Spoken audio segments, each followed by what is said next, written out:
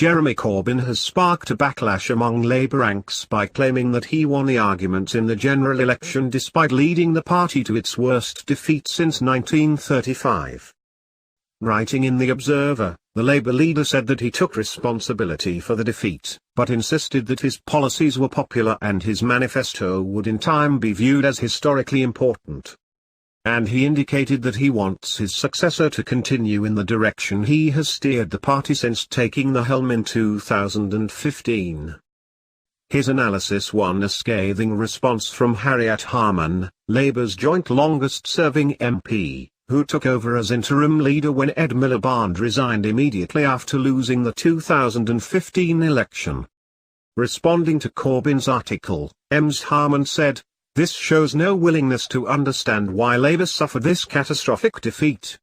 Jeremy Corbyn should resign." Mr. Corbyn has said he will not lead Labour into the next election, but is yet to name a date for handing over the reins of power to a successor.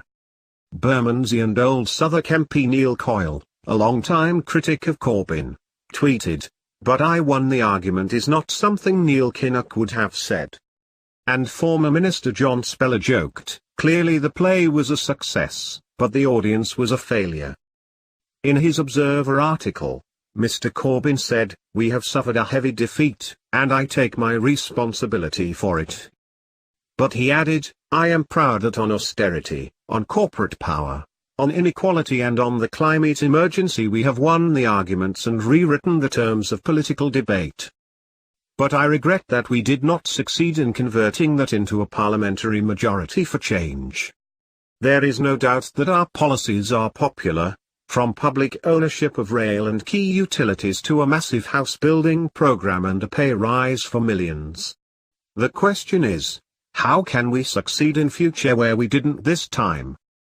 He added, "Even though we lost seats heavily on Thursday, I believe the manifesto of 2019 and the movement behind it will be seen as historically important, a real attempt at building a force powerful enough to transform society for the many, not the few.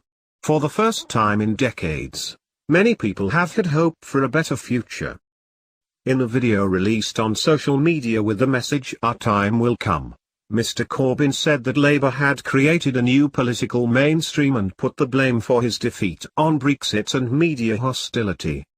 Despite the popularity of its programme, ultimately the divisions in our country over Brexit were too great for us to overcome, he said.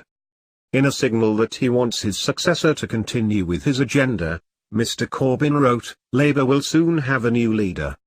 But whoever that will be, our movement will continue to work for a more equal and just society, and a sustainable and peaceful world. I've spent my life campaigning for those goals, and will continue to do so. The politics of hope must prevail.